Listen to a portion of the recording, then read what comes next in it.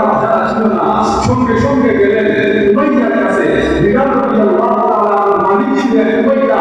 এই উমাইয়ার কাছে গিয়ে বলে, উমাইয়া তোমার এই কাজগুলো আপনারা দিয়ে কোনো আগে পাবো না, খালি গেলে আরো কি যায়, এক কাম করো তোমরা আমার কাছে বিক্রি করে দাও, আমি একটা গোলাম পাইলাম, তুমি একটা কাপড়টা পাইলা। উমাইয়া কয়, আবু বকর তুমি তো গোলাম নিতে আইছো না, তোমার জাতি ভাই উদ্ধার করতে নেই। আমি এমন কাজ জানি তুমি আবু বকরের গোলাম কেনার সামর্থ্য নাই। আবু বকর রাদিয়াল্লাহু তাআলা আনহু তিনিও মনে মনে বলেন, ভাইয়া তুমি যে 6 টাকা বিক্রি করতে চাইলে আমি জানি দুনিয়ার মায়া মহব্বত আমি আবু বকরের ভিতরে নাই, আমার সব কিছু বিক্রি করতে হলে করব, কিন্তু বিলালকে আমি আজাদ করেছি। আবু বকর রাদিয়াল্লাহু তাআলা আনহু এমন ছিলেন, দুনিয়ার কোনো মায়া মহব্বত ওনার ভিতরে ছিল না। একদিন নবীজি জান্নাত করতেছে, কালেকশন করতেছে, কে আছো আল্লাহ রাসূলের কান ধরবে। ওসমান রাদিয়াল্লাহু তাআলা আনহু হাত তুলে বলেন, ও নবীজি আমি আল্লাহর রাস্তায় 100 উট দান করলাম। নবীজি এদিকে বলেন, কে আছো আল্লাহর রাস্তায় 100 উট দান করবে। ওসমান রাদিয়াল্লাহু তাআলা আনহু এদিকে এসে বলে, ও নবীজি আল্লাহর রাস্তায় 100 উট দান করলাম। নবীজি সামনের দিকে তাকায়, ওসমান রাদিয়াল্লাহু তাআলা আনহু এখান থেকে সামনে চলে আসে, এসে বলেন, ও নবীজি আল্লাহর রাস্তায় আরো 100 উট দান করলাম। এইভাবে 100, 200, 300, 400, 500, 600 উট আল্লাহর রাস্তায় দান করলেন। এরপর ঘরে গেলেন, গিয়া বলেন, বিবি যত জুয়েলারি স্বর্ণ অলংকার টাকা পয়সা আছে সব একটা বস্তায় ফেলে দাও। বিবি বলে, আজকে মনে হয় বড় কোনো পার্টি, বড় কোনো মহাজন পাইছে, ব্যবসায়ী ছিলেন, মনে করছে বড় কোনো মহাজন পাইছে, বড় কোনো পুঁজি খাটাবে। ওসমান রাদিয়াল্লাহু তাআলা বলেন, বিবি আজকে আরশে আজিমের মালিকের সাথে ব্যবসা করব। ওসমান রাদিয়াল্লাহু তাআলা জান নিয়ে এসেছে, হিসাব করে দেখা গেল ওনার সম্পত্তি অর্ধেক সম্পত্তি আল্লাহর রাস্তায় দান করেছে। আবু বকর সিদ্দিক রাদিয়াল্লাহু তাআলা এই দৃশ্য দেখা করে তিনিও বাড়িতে গেছে। আবু বকর সিদ্দিক রাদিয়াল্লাহু তাআলা বাড়ি থেকে এসে আজাদ করছেন, হিসাব করে দেখা যায় আবু বকর সিদ্দিক রাদিয়াল্লাহু তাআলা সমস্ত সম্পত্তি আল্লাহর রাস্তায় দান করেছে। নবীজি মুস্কি এসে বলেন, আবু বকর সব কিছু যে নিয়ে এসে পড়ছো, বলে বহু বছর থেকে দাঁড়িয়ে আবু বকর সিদ্দিক রাদিয়াল্লাহু আনহু বলেন, ইয়া রাসূলুল্লাহ ইয়া হাবিবাল্লাহ আমি আবু বকর জানি আমার ঘরে যে আমার বিবি বাচ্চা আছে, আমার ঘর থেকে সব কিছু নিয়ে আসে, আমার বিবি বাচ্চার জন্য আমার আল্লাহ এবং তার রাসূলকে রেখে এসেছি। দুনিয়ার মায়া মহব্বত আবু বকর সিদ্দিক রাদিয়াল্লাহু তাআলা ভিতরে ছিল না। শুধু আবু বকর সিদ্দিক নয়, যে খাঁটি ঈমানদার হবে দুনিয়ার মায়া মহব্বত তার ভিতরে ঢুকতে পারে না। আমার কথা বুঝেননি আপনারা? অসুবিধা হচ্ছে আপনাদের? দুনিয়ার মায়া মহব্বত খাঁটি ঈমানদারের ভিতরে ঢুকতে পারে না। হযরত আলী রাদিয়াল্লাহু তাআলা বলেন, আদ-দুনিয়া ফিতাতুন ওয়া তালিবুহা ইলা। আলী রাদিয়াল্লাহু তাআলা বলেন, দুনিয়া এটা হলো একটা মরা জানোয়ার। আপনারা বলুন, হুজুর আমরা এই দুনিয়া সুন্দর সুন্দর, আর আপনি কোন মরা জানোয়ার? আসলে আমরা তো দুনিয়ার উপরটা দেখি, দুনিয়ার ভিতর দেখার মতো যোগ্যতা আমাদের নাই। নবীজি বলেন, ও আমার উম্মতেরা তোমরা দুনিয়ার উপরটা দেখো, আর আমি রাসূল আল্লাহ আমাকে দুনিয়ার ভিতরটা দেখাইছে, আমি তাকে দেখি উপরে সুন্দর সুন্দর হলেও ভিতরে সব নাপাক পচা গান্দা আসল জিনিস নাই। যদি বলেন দেখি না, আলী রাদিয়াল্লাহু তাআলা বলেন, দুনিয়া হলো একটা মরা জন্তু, মরা জানোয়ার, আর যে আল্লাহ রাসূল ভুলে দিন দুনিয়া ভুলে যে এই দুনিয়ার ভিতরে চলবে, সে হলো দুনিয়া চিন্তা। আচ্ছা, আপনাদের কাছে আমি প্রশ্ন করি, মরা জানোয়ার কি শকুনে খায় না? খায় কি খায় না? শিয়ালে খায় না? তাহলে কুকুরটা খাইতে বললাম কেন? উনি বলছেন যে কুকুর যে মরা জানোয়ারের পিছনে ঘুরলো, দুনিয়ার পিছনে ঘুরলো, সে হলো এই দুনিয়ার কুকুর। যদি শিয়ালের কথা বলবো না কেন? শুকুরের কথা সাল্লাল্লাহু আলা সাইয়্যিদিনা ওয়া মাওলানা মুহাম্মদ ওয়া আলা আলিহি ওয়া আসহাবিহি ওয়া সাল্লাম। সাল্লাল্লাহু আলা সাইয়্যিদিনা ওয়া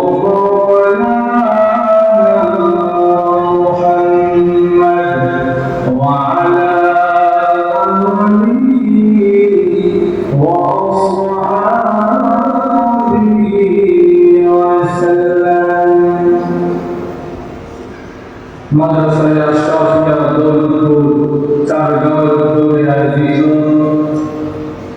আজকের বার্ষিক ইসলামী মহাসম্মেলনের অত্যন্ত শ্রদ্ধাভাজন সভাপতি, উপস্থিত মুআজ্জাজ মুকাররম ওয়াজিবুল ইহতিরাম ওলামায়ে কেরাম, সুধী মণ্ডলী এবং সর্বস্তরের প্রাণপ্রিয় ধর্মপ্রাণ মুসলমান ভাইরা, পর্দার অন্তরালে অবস্থানরত অত্যন্ত শ্রদ্ধেয় মা বোনেরা, সর্বপ্রথম সেই মহান আল্লাহ পাকের আলিশান দরবারে শুকরিয়া আদায় করছি, যিনি অত্যন্ত দয়া এবং মায়া করে আজকের এই মহতী জলসায় কোরআন এবং হাদিসের মজমায় আমাদেরকে আসার এবং বসার সুযোগ দান করেছেন, তৌফিক দান করেছেন। এই জন্য সকলেই জোরে সুরে শ্রদ্ধা জড়িত কণ্ঠে কালিমাতুল শুকর আদায় করছি, আলহামদুলিল্লাহ। আমাদের বিষয়টা হয়েছে জান্নাত এবং জাহান্নামের বিবরণ। এই বিষয়কে সামনে রেখে আমি আপনাদের সামনে পবিত্র কোরআন শরীফের কয়েকটা আয়াত কারীমা তেলাওয়াত করেছি। রাসূল করিম সাল্লাল্লাহু আলাইহি ওয়াসাল্লামের রেখে যাওয়া অসংখ্য অগণিত হাদিস মুবারক থেকে একখানা হাদিস পাঠ করেছি। এই আয়াত এবং হাদিস এই দুইটাই আমাদের পরকালীন জীবনের কথা আলোচনা করেছে। এই দুনিয়াতে আমরা আছি, একদিন আমরা এখানে ছিলাম না, আবার এখনটা আছি, সামনে আরেকদিন থাকবো না। এই দুনিয়া থাকার জায়গা নয়। এই দুনিয়াতে আমরা সবাই মুসাফির। মুসাফির মানে হলো যার কোনো বাড়ি ঘর এখানে নাই, যে এখান থেকে একদিন চলে যাবে। যেমন আমি আপনাদের এলাকার মুসাফির, এখানে আমার মহব্বতের অনেক মানুষ আছে, একদিন দুই দিন থাকতে হবে, কিন্তু এটা আমার সারা জীবন থাকার জায়গা না। আমার কথা বুঝেনি আপনারা? আমাকে একদিন না একদিন আমার বাড়িতে যেতেই হবে। যদি বলেন দেখি না, বড় একজন কবি ছিলেন মির্জা গান্ধী। তিনি যখন মরার উপক্রম পৌঁছে গেছেন না, মরার সময় যখন হয়ে গেছে, মৃত্যুর সময় তিনি একটা কবিতা লিখেছেন। সেই কবিতার বাংলা হলো, শূন্য হাতে এই পৃথিবীতে এসেছিলেন গান্ধী, শুধুমাত্র একটা সাদা কাপড়ের জন্য এত লম্বা সফর করলেন। একটা সাদা কাপড় পরার জন্য দেখে গেলেন সফরটা দুনিয়াতে বসত। এছাড়া এই দুনিয়াতে যে তুমি থাকবে, এই নিশ্চয়তা তোমাকে কেউ দিবে। আরো জোরে আরেক কবি বলেন, ইয়া হামসাল মুসাফির ওয়ালি আখির ঠিকানা, ইয়া হামসাল মুসাফির ওয়ালি আখির ঠিকানা।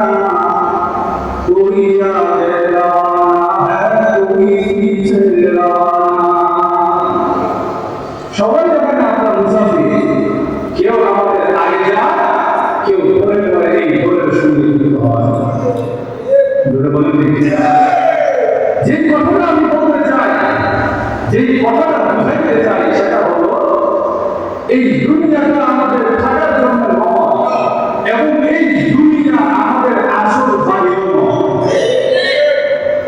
আমাদের বাড়ি আমাদের বাবার বাড়ি যেখানে, আমার বাড়ি সেখানে। দেখেন যে জন্ম বলে, কিন্তু এর বাবার বাড়ি লোক পাবো, এর যদি সেখানে বাড়ি করলে পাবো বলে দেখি না। না বড় বলি তোর না বড় হবে না, তো তোর বাড়ি বাবু কেন হয়? আমার বাড়ি বাবু কেন বুঝছি, আমার বাবার বাড়ি বাবু বল, এই জন্য আমার বাড়ি বাবু বলে দেখি না। এই জন্য আমাদের আদি পিতা আদম আলাইহিস সালাম এসেছেন জান্নাত থেকে, যেহেতু আমাদের বাবা এসেছেন জান্নাত থেকে, সুতরাং আমাদের বাড়িও জান্নাত, এই দুনিয়া নয়। এই জন্য জান্নাত থেকে যখন এসেছি, এই সফর শেষে আবার আমাদেরকে জান্নাতে যেতে হবে।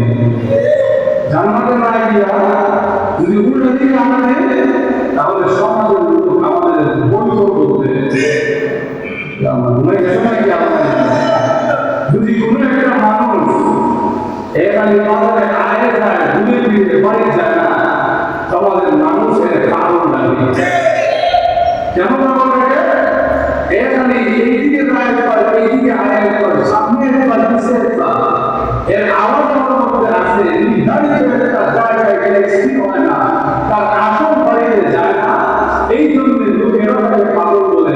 ঠিক তেমনই ভাবে যদি আমরা আমাদের আসল বাড়ি ভুলে এই দুনিয়াতেই আমাদের আসল বাড়ি দুনিয়ায় সফরকারী করতেই থাকি, আমরা আল্লাহর দরবারে পাগল করে দিয়েছি।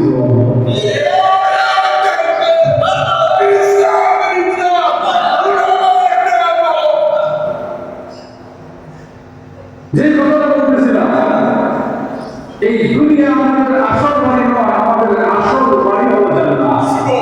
যদি আমরা আমাদের আসল বাড়িতে আবার যেতে পারি, জাহান্নাম থেকে মুক্ত হতে পারি, তবেই আমাদের এই জীবন সার্থক হয়ে যাবে। এবার আছে জান্নাতে কিভাবে যাবো আর জাহান্নাম থেকে কিভাবে মুক্তি লাভ করবো, এই বিষয়টা জানার দরকার আছে না নাই? এই বিষয়টাই কিভাবে জান্নাতে যাব আর কিভাবে জাহান্নাম থেকে মুক্তি লাভ করব, এই বিষয়টাই আল্লাহ রাব্বুল আলামিন বলেছেন। আল্লাহ রাব্বুল আলামিন বলেন,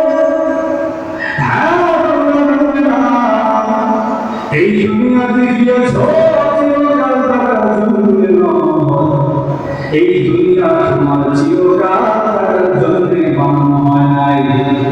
এই দুনিয়া একদিন তোমাকে আমার বানানো হবে, সুম্মা ইলাইহি তুরজাউন। একদিন তোমাদেরকে আমি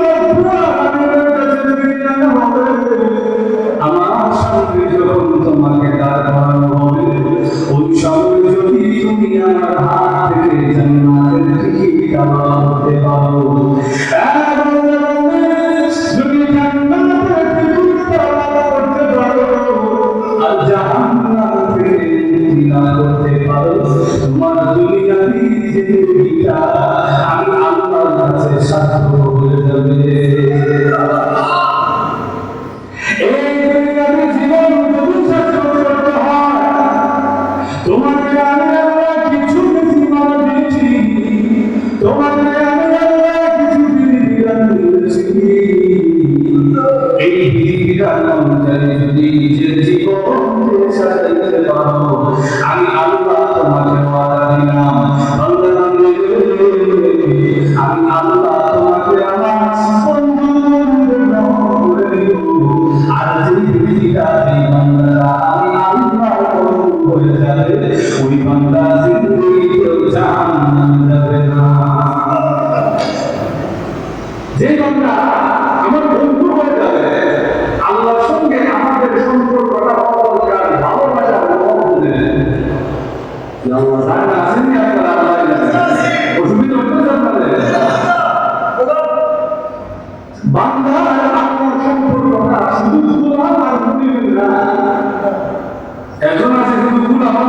গুলামনির মধ্যে কোনো ভালোবাসা মহব্বত নাই। এই সম্পর্ক আমাদের আল্লাহ নয়। আল্লাহ আমাদেরকে যে গোলাম থাকেন, বান্দা রাখেন, ওই কাজটা, ওই পরিচয়টা আল্লাহর কাছে তখনই প্রিয় হয়ে যায় যখন আমাদের সম্পর্কটা আল্লাহর সঙ্গে প্রেম, ভালোবাসা, মহব্বতে হয়ে যায়। এই জন্য আল্লাহ রাব্বুল আলামিন তার প্রিয় বান্দাদেরকে নিজের বান্দা এবং নিজের বন্ধু বলে ডাকেন। নবীজি চাইতে কি প্রিয় আর কোনো বান্দা আল্লাহর আছে? আরো জোরে আল্লাহ নবীকে আল্লাহ কেমন ভালোবাসেন? কিয়ামতের কঠিন দিবসে আল্লাহর সামনে তারা কথা বলবে এমন কোনো বান্দা নাই। তারা সাহস হবে না। আল্লাহ কাউকে অনুমতি দিলে সে কথা বলতে পারবে, এছাড়া আল্লাহর সামনে দাঁড়ায় একটা কথা বলবে এই সাহস কারো হবে না। কিন্তু ওই বিপদের দিনেও আল্লাহ বলে, ও নবীজি, ও আমার দোস্ত বন্ধু, আপনাকে আমি আল্লাহ এত সম্মান দিয়েছি, ওই দিন আপনি হবে আল্লাহর শাফিঈ ও আল্লাহর মুশাফফিঈ। সর্বপ্রথম আমি আল্লাহ আপনার সুপারিশ কবুল করব, আর সর্বপ্রথম আমি আল্লাহর কাছে সুপারিশ করব। নবীজির চেয়ে প্রিয় আর কোনো বান্দা আল্লাহর কাছে আছে? আরো জোরে। কিন্তু এই নবীজিকে আল্লাহ যেখানে আল্লাহর ভালোবাসা অভিপ্রকাশ করেছেন, যেখানে নবীর প্রতি আল্লাহর মহব্বত দেখাইতে চেয়েছেন, সেখানে নবীজিকে আল্লাহ বান্দা বলে ডাকেছেন। আল্লাহ বলেন, সুবহানাল্লাযী আসরা বি'আবদিহি লাইলান মিনাল মাসজিদিল হারাম ইলাল মাসজিদিল আকসা। আল্লাহ রাব্বুল আলামিন বলেন, পবিত্র মহাপবিত্র ওই সত্তা যিনি তার বান্দাকে রাত্রিকালে দমন করিতেছেন। তার বান্দার কথা বলতে বলেন নাই বিনাবিহি, তার নবীকে বিহাবিবিহি এইভাবে বলেন নাই, বলছেন বিআবদিহি, যিনি তার বান্দাকে রাত্রিকালে মসজিদে হারাম থেকে মসজিদে আকসা পর্যন্ত দমন করিতেছেন। এবার আসেন, আল্লাহ রাব্বুল আলামিন যখন বান্দাকে ভালোবাসার কথা বলেন, বান্দাকে মহব্বতের কথা বলেন, বান্দা তো আল্লাহর বড় প্রিয় বান্দা, এই মানুষগুলো আল্লাহর বড় প্রিয়। এজন্য আল্লাহ রাব্বুল আলামিন বলেন, তোমার আর আমার সম্পর্কটা যখন মহব্বতের হয়ে যাবে, তখন আমি আল্লাহ তোমাকে আমার বান্দার স্বীকৃতি দেওয়ার সাথে সাথে আমি আল্লাহ আমার বন্ধুর তোমাকে গ্রহণ করে নিলাম। আল্লাহর বন্ধু হয়ে গেলে কি ফায়দা? আল্লাহ বলেন, লা খাউফুন আলাইহিম ওয়া লা হুম ইয়াহজানুন।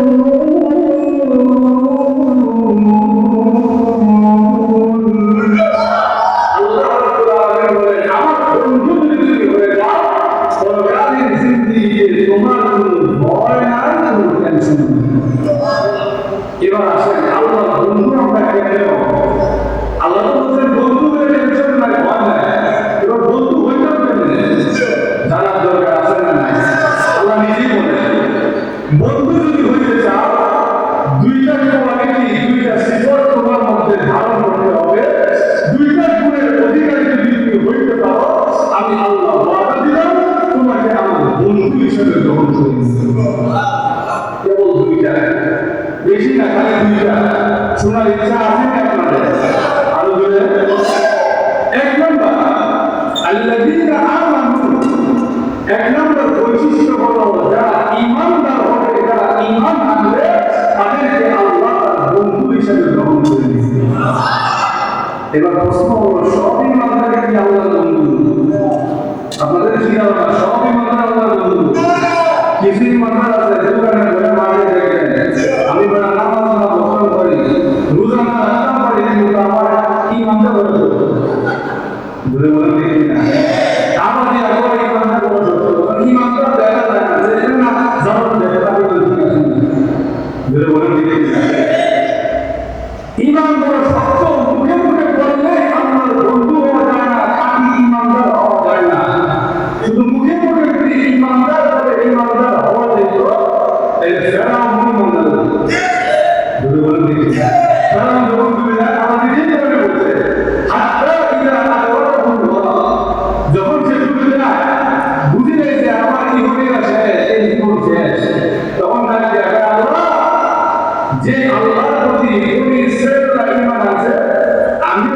আল্লাহর প্রতি ঈমান আনলাম, আমিও এখন থেকে মুসলমান। আল্লাহ এমন করে ঈমান আনতে বলেছে, জীবন ভর আমি আল্লাহর নাফরমানি করি, বেঈমানি করি, আমি আল্লাহর বান্দাদের উপরে জুলুম করি, আর মরণের সময় পর এই ঈমান আমি আল্লাহর কাছে গ্রহণযোগ্য নয়। ফেরাউন কিন্তু সে যখন তার জাতির সামনে বলল, আনা রাব্বুকুমুল আ'লা, আমি তোমাদের সবচাইতে বড় খোদা, এই আয়াতের ব্যাখ্যা লেখছে ফেরাউনকে তার দেশের লোক কেন বলে, খোদা আমরা তো বৃষ্টি নাই, আমরা তো ফসল করতে পারি না, বৃষ্টি না, ওই মাটি পাইতেছে, আপনি যেমনি হোক কালকের মধ্যে বৃষ্টির ব্যবস্থা করেন। কারণ বৃষ্টির ব্যবস্থা আসলে আরো ধরে প্রভু আমি জানি তুমি ছাড়া বৃষ্টি দেওয়ার ক্ষমতা কারো নাই, তুমি যদি বৃষ্টি না দাও, বৃষ্টি দিবে এমন কোনো ইলা, এমন কোনো উপাস্য নাই। আমার দেশের মানুষের আমাকে খোদা বলে ডাকে, ওই ডাকটা আমার কাছে বড় মজা লাগে, বড় নতুন লাগে। আল্লাহ আমার খোদাইটা আপনি নষ্ট করেন না, কালকে যেমনি হোক আমাদের বৃষ্টি দিয়া দেন, আর আমি যে আপনার সঙ্গে শিরিক করতেছি এর বিনিময়ে আপনি আমাকে জাহান্নামের আগুনে দিবেন, কিন্তু আমার খোদাইটা নষ্ট করেন না। এর ভালো লাগে, এর ভালো লাগে। আমরা দেশেও দেখবেন কিছু বিষয় আমাদের একটা বলে যাবে, আর এর খোদাইটা এটা করে ভালো লাগে। আল্লাহ ঘুমাই গেছেন নাকি আল্লাহ এমন চিত্র আমাদের সমাজে আছে না? না, আমরা তো বিশ্বাস করি আল্লাহ, কিন্তু আমরা আমাদের মুখের নাম বলতে পারি। দেখা যায় আল্লাহ ছাড়া কোনো উপাস্য নাই, আল্লাহ ছাড়া আর কারো কাছে যাওয়া যায় না, এগুলো আমরা বিশ্বাস করি। কিন্তু দেখা যায় বাচ্চা না হলে মাথা ধরিয়ে বাচ্চা বলুন দেখি না। আচ্ছা বলুন তো দেখি, বাবা কি বাচ্চার ক্ষমতা আছে? কোন বিশ্বাসের নিজের বাচ্চার ক্ষমতা আছে? অনেক বিশ্বাস করা যায় নিজের বাচ্চা বলুন দেখি না। আল্লাহ অনেক নবীগঞ্জ বাচ্চা দেন নাই, ইব্রাহিম আলাইহিস সালামের সন্তান নাই, আল্লাহর কাছে দোয়া করে, আল্লাহ আমার একটা সন্তান দেন, আমার দিকে আগুন আপনার দিকে দোয়া করে, রব্বি হাবলি মিনাস সালিহিন,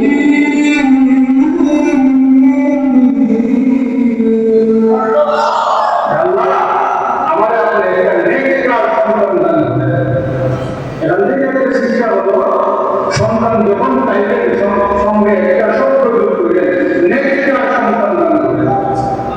যদি বলেন ঠিক না, কারণ নেককার সন্তান না হওয়া চাইতে সন্তান না হওয়া, বক্কার সন্তান যার কবলে বসে এর বুঝে বক্কার সন্তান হইলে কি মজা।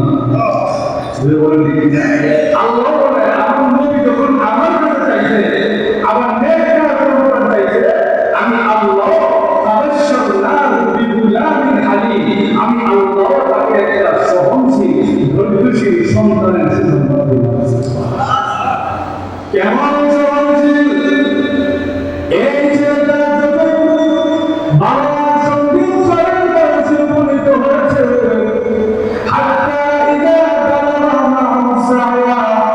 বাবার হাত ধরে চলার মতন বয়স যখন হয়েছে, আল্লাহ রাব্বুল আলামিন বলেন,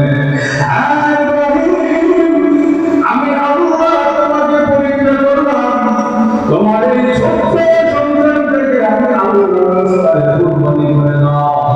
ইব্রাহিম আলাইহিস সালাম যখন ছোট্ট বাচ্চাকে বললেন, ইয়া বুনাইয়া, হে আমার কলিজার টুকরা সন্তান, আমি স্বপ্নে দেখেছি আল্লাহ রাব্বুল আলামিন আমাদের অর্ডার দিয়েছেন তোমাকে যেন আল্লাহর রাস্তায় কুরবানি করে দেই।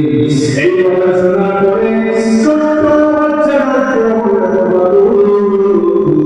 আল্লাহ আপনাকে যে অর্ডার দিয়েছেন, এই অর্ডার আপনি পালন করেন, আর আপনি টেনশন করেন না। আল্লাহ যদি চাইলো আমি ইসমাইল ছোট হইতে পারি, কিন্তু আল্লাহর বিরুদ্ধে আমি যেতে পারবো না। আল্লাহ যদি চাইলো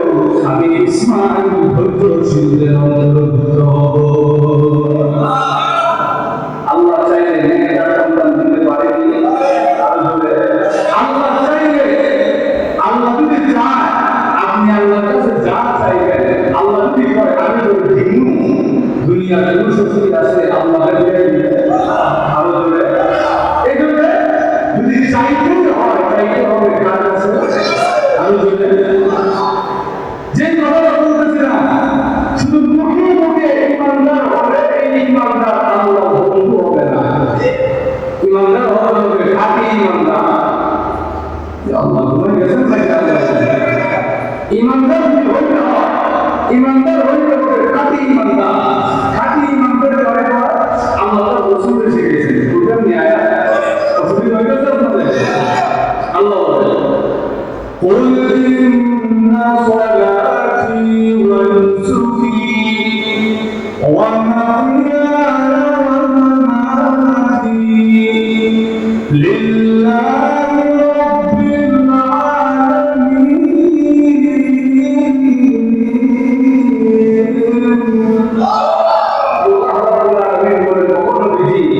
আপনি বলবেন, আপনি জানাবেন আমি নবীজি নামাজ, আমার কুরবানি, আমার জীবন, আমার মরণ সব কিছু আমি আমার আল্লাহর জন্য উৎসর্গ করব। যদি এইভাবে কেউ মুমিন হইতে পারে, যদি এইভাবে কেউ ইমানদার হইতে পারে, তাহলে এই ব্যক্তি আল্লাহর বন্ধু হয়ে যাবে। আর আল্লাহর বন্ধু যে হবে, আল্লাহ কিয়ামতের দিন তাকে জাহান্নামের আগুনে দিবেন। এজন্য যদি আল্লাহর বন্ধু হইতে হয়, ইমানটা রাখতে হবে খাঁটি, ইমানের মধ্যে কোনো ভেজাল আনা যাবে না। যদি বলেন দেখি না খাঁটি ইমানদার কেমন হয়? নবীজির সাহাবীরা আমাদের সামনে ইমানদার কেমন হওয়া দরকার এই দৃষ্টান্ত এই নবী রেখে গেছেন। নবীজির সাহাবীরা আমাদের সামনে রেখে গেছেন এই দৃষ্টান্ত যে আমাদের জীবন বদলে যেতে পারে, সমাজ থেকে আমি বিচ্ছিন্ন হয়ে যেতে পারি, আমার মা আমার থেকে আলাদা হয়ে যেতে পারে, আমার বাবা আমার থেকে আলাদা হয়ে যেতে পারে, পুরা জাতি আমার থেকে আলাদা হয়ে যেতে পারে, কিন্তু আমি আমার আল্লাহ এবং তার রাসূলকে বিশ্বাস করি। এই বিশ্বাসের অর্থ হলো আমি আমার আল্লাহ এবং তার রাসূলকে এক মুহূর্তের জন্য নারাজ করতে পারবো না। যদি এইভাবে কেউ মুমিন হইতে পারে, এই ইমানদারের নাম হলো খাঁটি মুমিন, এই ইমানদারের নাম হলো খাঁটি ইমানদার। আল্লাহ নবী সাহাবাদের উপরে নির্যাতন আসেনি, আপনারা আমার কথা বুঝেন না? আল্লাহ নবীজি সাহাবাদের উপরে নির্যাতন আসেনি, নবীজি সাহাবাদের উপরে কেমন নির্যাতন আসছে যদি শুধু হাদিস বলতে পারি। আসলে বিলাল রাদিয়াল্লাহু তাআলা ঘটনা মোটামুটি সবাই জানে, কিন্তু বিলাল রাদিয়াল্লাহু তাআলা আমাদের সামনে একটা মাপকাঠি রেখে গেছেন যে আমাদের ঈমানটা কেমন হওয়া দরকার। বিলাল রাদিয়াল্লাহু তাআলা বাড়িও গেছে না, এক দেশ থেকে আরেক দেশে বাড়ি করলে আমাদের ব্রাহ্মণবাড়িয়ার ভাষায় একটা বাদাই বানায়, আপনাদের সিলেটের অনেক জায়গায় বই করে যদি বলেন দেখি না বাবু বলে বলে না বিলাল রাদিয়াল্লাহু তাআলা বাড়িও হয়ে গেছে না, নবীজির হাতে হাত রেখে কালিমাতুল মুসলমান হয়ে গেছেন। দেখতে কালো, আবার আরেকজনের গোলাম, দাস বান্দা আরেকজনের, এই কালো গোলামটা যখন নবীজির হাতে হাত রেখে মুসলমান হয়ে গেল, মক্কার কাফের মুশরিকদের ঘুম মারা হয়েছে যে আমরা বলে এই মুহাম্মদের দরবারে কেমনে গেল, আজকে দেখলাম বিলালে কয়জনের পয়সা হয়, আজকে বিলালে দেখা গেছে নিয়ে গেছে বিলাল রাদিয়াল্লাহু তাআলা আনহুকে মরুভূমিতে নিয়ে যখন পেটটা ঘাট করে বিলালকে উত্তপ্ত মরুভূমিতে শোয়া চাবুক দিয়ে আঘাত করে, আর বিলাল রাদিয়াল্লাহু তাআলা আনহু আল্লাহকে ডাক দেয় আল্লাহু আহাদ, জোরে জোরে আল্লাহকে ডাকে। আবু বকর সিদ্দিক রাদিয়াল্লাহু তাআলা আনহু বিলালের পাশ দিয়ে যায়, বিলাল এরা সবাই বহু করে বিশ্বাসী, তোদের তো আমি সাহায্য করতে পারি না, তুই আরেকজনের গোলাম, কিন্তু তোদের তো আমি একটা পরামর্শ দিতে পারি। এরা সবাই বহু করে বিশ্বাসী, টাকা করে 360টা মূর্তি রেখে দিতে হবে, আর তুই বস আল্লাহ এক, আল্লাহ ছাড়া ইবাদত করার মতো আর কেউ নাই, তুই আসতে বল, তোর উপরে নির্যাতন কম আসবে। বিলাল রাদিয়াল্লাহু তাআলা বললেন ঠিক আছে হুজুর, কালকে থেকে আস্তে আস্তে বলুন। পরের দিন যখন গিয়া দেখে কালো বিলাল আর কালাম নাই, রক্তের নাম হয়ে গেছে, কিন্তু বিলাল রাদিয়াল্লাহু তাআলা নাম লাগে রাখে আল্লাহু আহাদ। আবু বকর রাদিয়াল্লাহু তাআলা বিলাল আমাদের আল্লাহ তো অনেক দূরে না, আল্লাহকে দূরে রাখতে যেমন শুনে আসতে ডাকলেও আরো দূরে সাহাবাই কেরাম নবীকে জিজ্ঞেস করে নবী আল্লাহ কি আমাদের কাছে না দূরে? যদি কাছে হয় তাহলে আস্তে আস্তে ডাকবো, আর যদি দূরে হয় তাহলে দূরে দূরে ডাকবো। আল্লাহ আয়াত নাযিল করে দিলে বলে ও নবীজি আমার বান্দারা আমার সম্পর্কে জিজ্ঞেস করে আপনি জানাই দেন ফাইন্নী করিব, আমি আল্লাহ আমার বান্দাদের কাছে থাকি। বিলাল তুই জোরে ডাকলে কেমন আল্লাহ শুনবে, আস্তে ডাকলেও শুনবে, কিন্তু তুই যদি আস্তে ডাকো তোর উপরে নির্যাতন কম আসবে। বিলাল রাদিয়াল্লাহু তাআলা আনহু বলেন ঠিক আছে কালকে থেকে আস্তে আস্তে ডাকবো। পরের দিন গিয়ে দেখে বিলাল রাদিয়াল্লাহু তাআলা আনহু হাত পা উটের গলার সাথে বেঁধে মরুভূমিতে ছেড়ে দিয়েছে। আর বিলাল রাদিয়াল্লাহু তাআলা আল্লাহকে ডাকে আল্লাহু আকবার। আবু বকর রাদিয়াল্লাহু তাআলা বলেন বিলাল তোকে একদিন যাব কি বলছো, কি নাম হলো তুই কি কথা শুনছ না? বিলাল রাদিয়াল্লাহু তাআলা বলেন আপনি যে আমাকে আস্তে বলতে বলেন আমি তো আপনার মুখে মুখে না বলতে পারি না, কারণ যে আগে বলা তার নিয়ম হলো মুরব্বীরা একটা কথা বললে না বললেও মুখের উপরে না বললেন বলেন দেখি না আপনার মুরব্বী আপনার মুখের উপরে আমি না বলতে পারি না, আবার আপনি আমার হৃদয়কে আপনি চান যেন আমার উপর নির্যাতন কম আসে, এই জন্য আপনার মুখে মুখে না বলি না। কেউ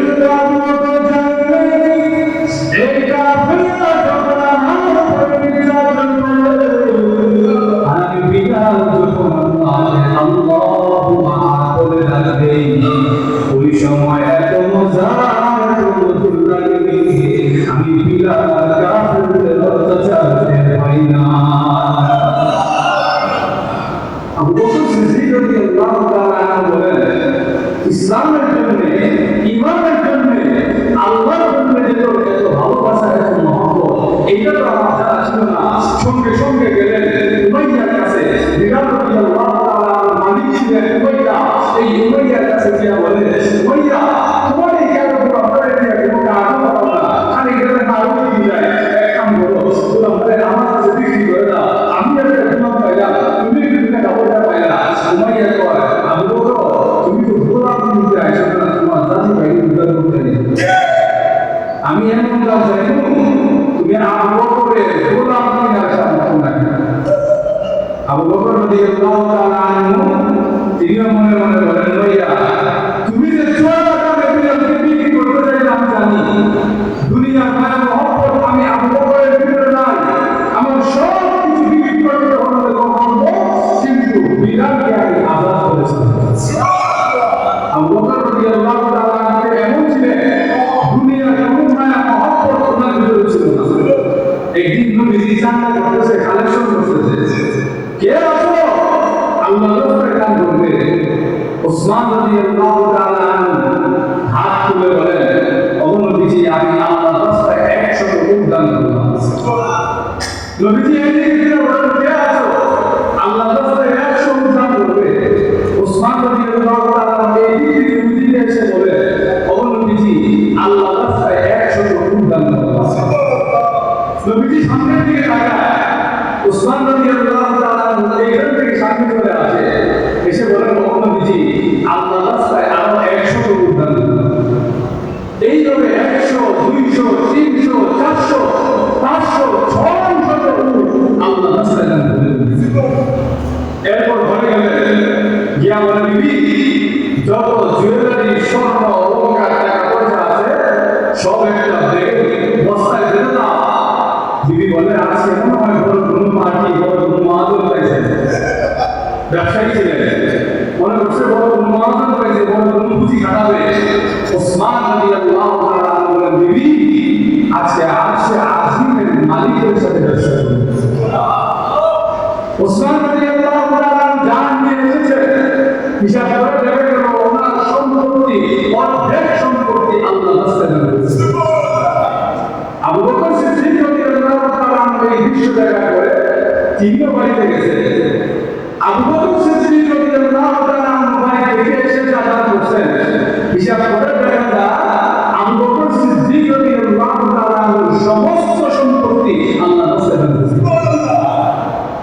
নবীজি মুচকি হেসে বলেন, আবু বকর সব কিছু যে নিয়ে এসে বলছো বলে বউ বাচ্চা থেকে পিতা রেখে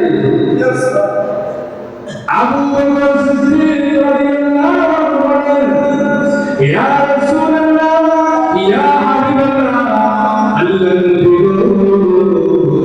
আমি আবু বকর জানি আমার ঘরে যে আমার বিবি বাচ্চা আছে, আমার ঘর থেকে সব কিছু নিয়ে আসে, আমার বিবি বাচ্চার জন্য আমার আল্লাহ এবং তার রাসূলকে রেখে এসেছি।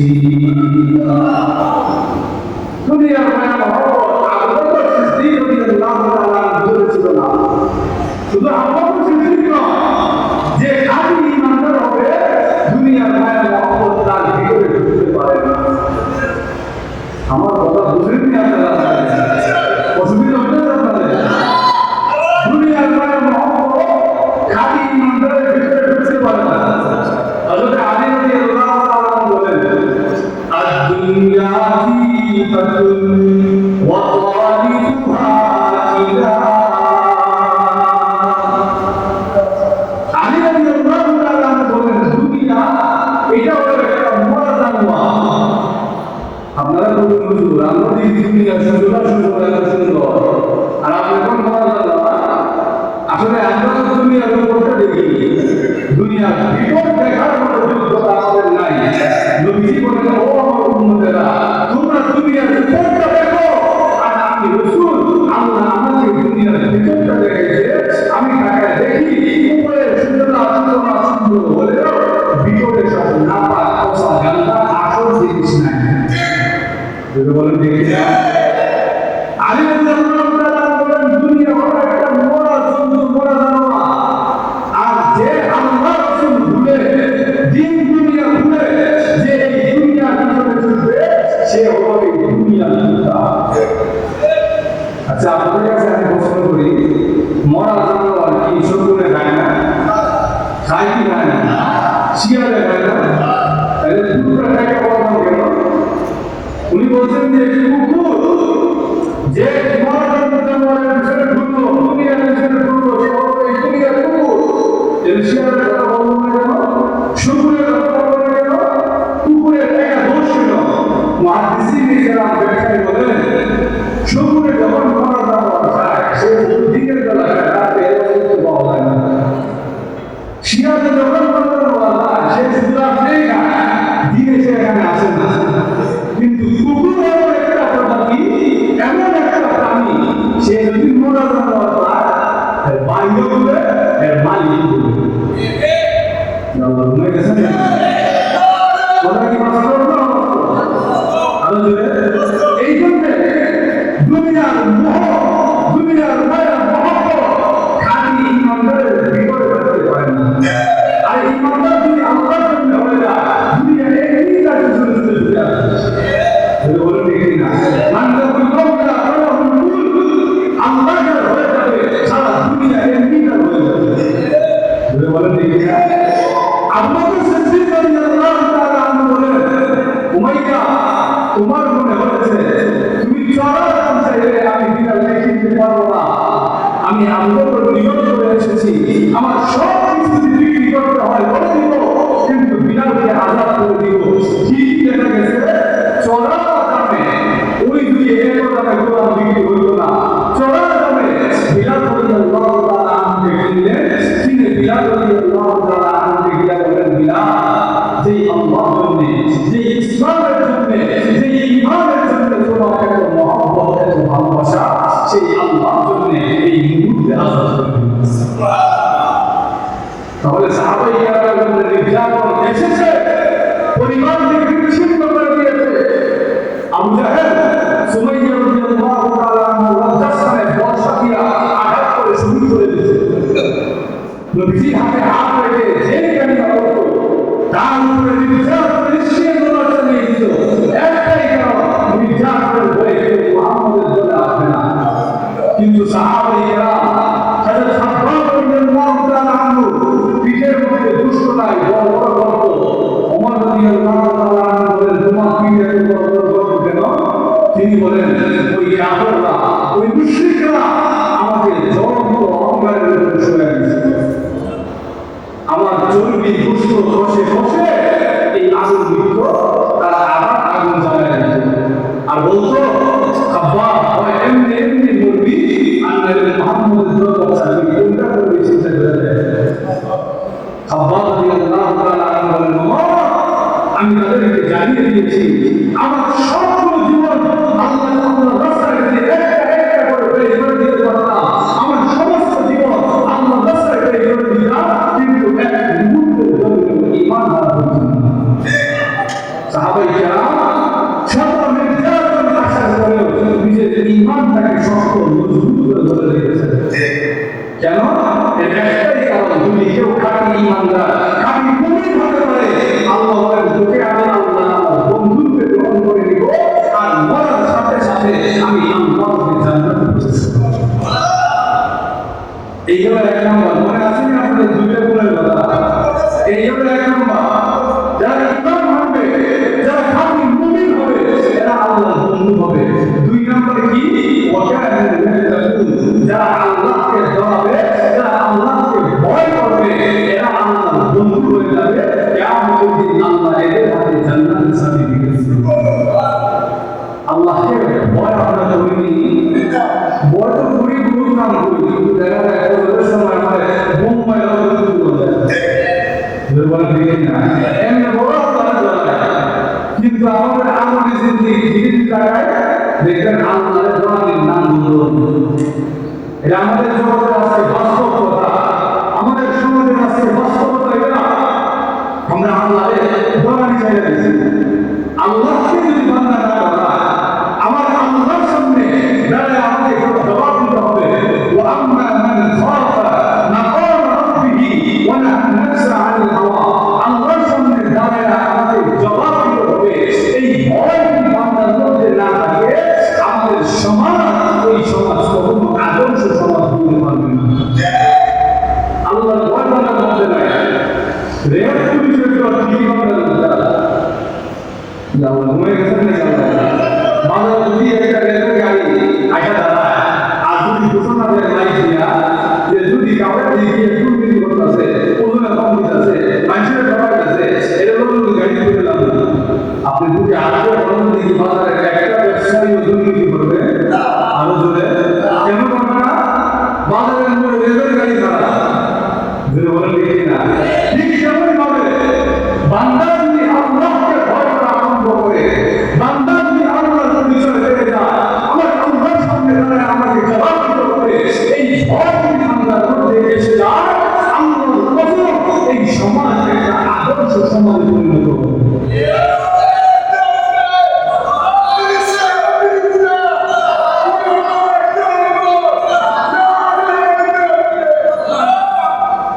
সমাজে যত অধর্ম এই সমাজের মধ্যে আমাদের যে ভুলে ধরে ফেলেছে, এর পিছনে কারণ হলো আমরা আল্লাহকে আর ভয় পাই না।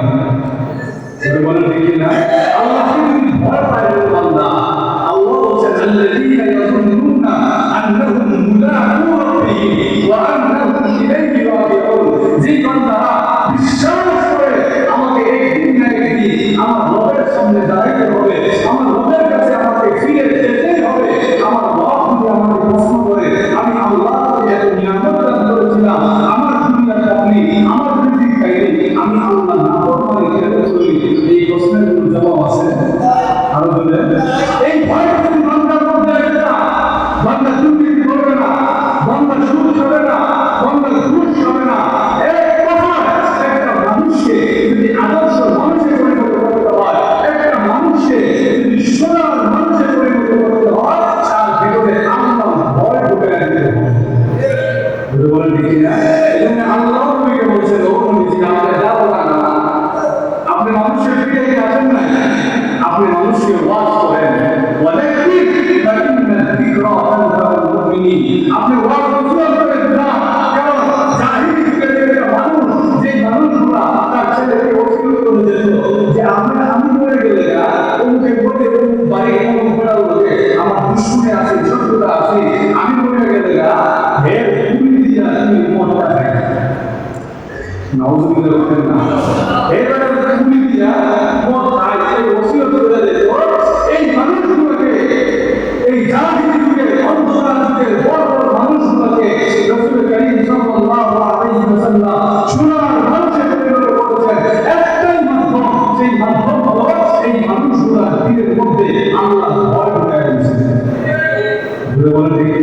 এই জন্য ভাই আমার লক্ষ্য করে দেখুন, যদি আল্লাহর ভয়টা আমরা মনের মধ্যে নিয়ে আসতে পারি, আমাদের সমাজটা সুন্দর একটা সমাজ পরিণত হবে। কারণ সেই সমাজের মধ্যে ভাই ভাই হক নষ্ট করবে না, চেয়ারম্যান মেম্বারের হক নষ্ট করবে না, মেম্বার জনগণের হক নষ্ট করবে না, দুর্নীতি কমে যাবে, সুদ ঘুষ থাকবে না। এই সমাজটা একটা সমাজের সমাজে পরিণত হবে। বলেন দেখি না? এই জন্য যদি খালি ইমানদার হতে পারি, যদি মুত্তাকি হতে পারি, আল্লাহর ভয় নিজের মধ্যে ঢুকে দিতে পারি, তাহলে আল্লাহ রাব্বুল আলামিন বলেন এই দুইটা গুণের কারণে আমি আল্লাহ ওয়াদা দিলাম তোমাকে আমি আল্লাহ আমার বন্ধু রূপে গ্রহণ করে দিব। আর যে আমার বন্ধু হয়ে যাবে তার কোনো ভয় নাই, কোনো টেনশন নাই। এর অর্থ হলো যে আমাদের দিন তার হাতে আমি জান্নাতের চাবি দিয়ে দেব। এবার আসেন, এই দুইটা গুণের অধিকারী হতে পারলে দ্বিতীয় আরেকটা ফায়দা আছে। আল্লাহ বলেন লাহুমুল বুশরা ফিল হায়াতিদ দুনিয়া ফিল হায়াতিদ দুনিয়া ওয়া ফিল আখিরাহ। আল্লাহ রাব্বুল আলামিন বলেন এই দুইটা গুণের অধিকারী হতে পারলে তোমাকে আমি আল্লাহ দুনিয়াতেও সুসংবাদ দিব, আখিরাতেও সুসংবাদ দিব। দুনিয়াতে জিন্দেগি সুসংবাদ কি? যেই বান্দাটা এই দুইটা গুণের অধিকারী হতে পারবে, এই বান্দাকে আল্লাহ দুনিয়াতে জিন্দেগিতে কি সুসংবাদ দিবেন? ওই বান্দার যখন মরণের সময় আসবে, আল্লাহ রাব্বুল আলামিন ওই বান্দার কাছে রহমতের ফেরেশতা পাঠাবে। আর রহমতের ফেরেশতা এসে বলবে, জীবন ভর যে আল্লাহকে খুশি করার জন্য তওবা করেছো, আজকে সেই আল্লাহর পক্ষ থেকে তোমার জন্য সালাম নিয়ে এসেছি। বান্দা যখন আল্লাহর সালাম পেয়ে যাবে, বান্দা এমনি মুচকি হাসি দিয়ে দিবে। আর এদিক থেকে বান্দার রূহটা তপস্যা হবে, আর রূহ তপস্যা হবে। ফেরেশতারা দিয়া বলবে ইরজিই ইলা রাব্বিকি রাদিয়াতান মারদিয়া, ফিরে আসো তোমার রবের দিকে, কোন অবস্থায় রাদিয়াতান মারদিয়া, তুমি নিজে তোমার মালিকের প্রতি সন্তুষ্ট, আর তোমার মালিকও তোমার প্রতি সন্তুষ্ট। তোমার মালিক তোমাকে ডাকে, তাদখুলি ফি ইবাদি ওয়াদখুলি জান্নাতি। আল্লাহ রাব্বুল আলামিন ডাকে বলবে, হ্যাঁ আমার বান্দা, জীবন ভর আমি আল্লাহর ইবাদত করেছো, আমি আল্লাহর কাছে পাওয়ার জন্য, আমি আল্লাহর নৈকট্য অর্জন করার জন্য জীবন ভর আমি আল্লাহর ইবাদত করেছো। আজকে এই সময় এসেছে আমি আল্লাহ তোমাকে এই দুনিয়া থেকে আমার বান্দা স্বীকৃতি দিয়ে দিলাম। শুধু আমার বান্দাই নয়, যে আমার বান্দা হয়ে গেল সেই বান্দা জান্নাতে আমি আল্লাহ প্রবেশ করাবো। এটা হলো দুনিয়ার ব্যাপার। দুনিয়ার জিন্দেগিতে আল্লাহ আপনাকে সালাম দিবে, আর সালাম শুধু দিবেন এমনটাই নয়, দুনিয়ার জিন্দেগি থাকতে থাকতে জান্নাতের সুসংবাদ দিতে দিতে আপনাকে আপনার মরণ হবে, আপনার রূহ প্রবেশ করা হবে। সুবহানাল্লাহ। এই হলো দুনিয়ার ব্যাপার। আখিরাতের সুসংবাদ কি? যদি ঈমান নিয়ে কেউ যেতে পারে, যে ঈমানদার হবে, তাকওয়াদার হবে, মুত্তাকি হবে, তার জন্য আল্লাহ কত বড় নাজ-নিয়ামত রেডি করে রাখছেন। এটা বলার সম্ভব নাই, আর এটা বলার মতো পরিস্থিতিও নাই। শুধু এতটুকু বলি যে ঈমানটা নিয়ে যেতে পারবে, কোনো আমল নাই, শুধু ঈমানটা নিয়ে গেছে। আল্লাহ রাসূল সাল্লাল্লাহু আলাইহি ওয়াসাল্লাম বলেন, মুসলিম শরীফের হাদিস, সর্বশেষ যে লোকটাকে জান্নাতে প্রবেশ করানো হবে, তার ভিতরে কোনো আমল নাই, নামাজ নাই, রোজা নাই, কিছু নাই, শুধু ঈমানটা ঠিক আছে, শুধু চেতনা বিশ্বাসটা ঠিক আছে। এই লোকটাকে আল্লাহ সর্বশেষ জান্নাতে প্রবেশ করাবেন। তাকে যে সর্বশেষ জান্নাতে প্রবেশ করাবে, ওই জান্নাতের সীমানা, ওই জান্নাতের আয়তন কত বড় হবে? আল্লাহ রাসূল বলেন, আদ-দুনিয়া ওয়া আশারাতু আমসালিহা, এই দুনিয়ার সঙ্গে আরো 10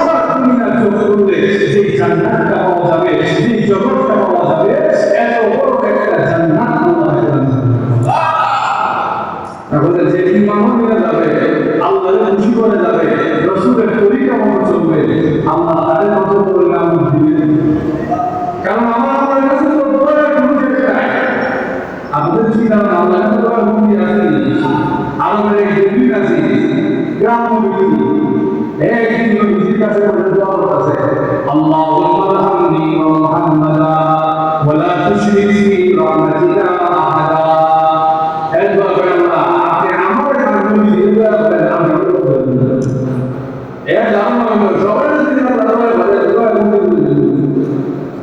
আপনাদের কি জানা সবাই আল্লাহ বলে দোয়া করবেন, আমরা দূরে আল্লাহকে দোয়া কোন শেষ নাই।